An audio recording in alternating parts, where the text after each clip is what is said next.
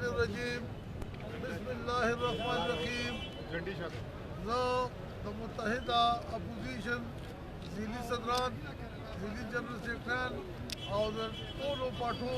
راغلي ورکرانو ته په خیراله ویما ورو زموږ د احتجاج چې دا به تر هغې جاري وي تر څو پورې چې دا ناکام حکومت موږ کور ته نه دي کړی ځکه تاسو وګورئ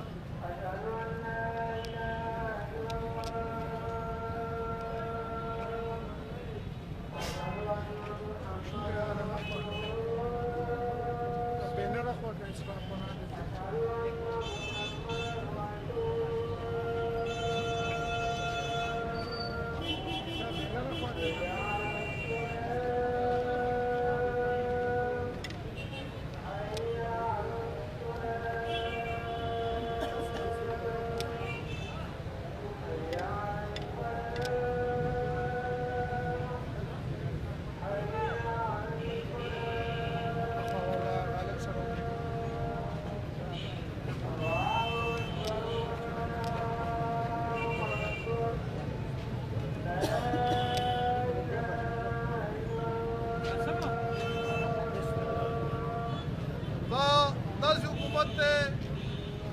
چې کوم نوی کار راځي نو اکثر نه چې ډېر بېکاره حکومت وي هغه عوامو له سرویف ورکوي د نوي کال تحفه ورکوي زه د نوي کال تحفه د سوي ګیس په ګرانۍ سره د بجلۍ په ګرانۍ سره د پټرول داسې هر قسم اشیاء دي غوړي چیني اوړه د هر څه اقرار کړل دا د عوامو لپاره د یو تحفه ورکړه که ته د عوامو سره ظلم وکړو تاسو ګورئ دا دومره دروغجن وزیر اعظم دی چې سهار یو خبره وکړي غرمې د هغې نه پون کړي که غرمه یو خبره وکړي ماښام د هغې نه پون کړي نیوټن راخلي نه چې کوم د ملیشیا چې کوم کانفرنس راغوستی شوی او دی هغې نه دا نړو نو وروڼو تاسو ګورئ چې څومره پاکستانیان د ملیشیا نه هغه یې وشړل او د ملیشیا حکومت اعلان وکړو چې د انډیا خلکو لپاره به ویزې پرې کړي او د انډیا خلک راځي ځکه چې د پاکستان حکمرانان بې غیرته دي هغه نه د اسلام خدمت کولی شي نه د خپلو قوم خدمت کولی شي لہذا هغه یې د ده هغې په بدل کې چې ده د ملیشیا نه انکار وکړو نو پاکستانیان یې ټول راولېږل او هغوی د انډیا خلکو نه چې کوم دی ویزې پرې کړي وروڼو تاسو ګورئ یو وزیر اعظم نه داسې نه هله کابینه ده ورسره چې شرمېږي هم نه داسې خبرې به وکړي لکه ټماټر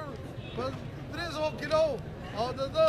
وزیر خزانه وایي چې په 19 روپۍ کیلو دي فواد چودھري ته ګوره هغه وایي په 15 روپو لیټر باندې هلیکاپټر چې کوم دی نو 25 کیلومیټر مزل کوي وروڼو دا ټول خبره صحیح دی تاسو په دې کابینه کې وزیر داسې باندې وښیي چې هغه د وزارت قابلي دا احتجاج به تر هغې جاري وي چې دا نه اعلی حکومت دا سلیټ وزیر اعظم موږ کور ته نه وي کړی دا بل انتخابات اعلاني شوې انشاءالله جمعه په جمعه به موږ احتجاج کوو او انشاءالله ډېر زر تاسو به په میاشتو کې واورئ چې دا د دې ظالمانو د دې ظالم حکومت لپاره خدای پاک د عوام خلاصوي او نوی الیکشن به کېږي او نوی اپوزیشن ښه حکومت به جوړېږي چې به د عوامو خدمت هم کوي دا مهنګۍ به هم ختموي او نوکریانې به هم ورکوي او د دې ظالم او نه هلک حکومت ته به خدای وکړي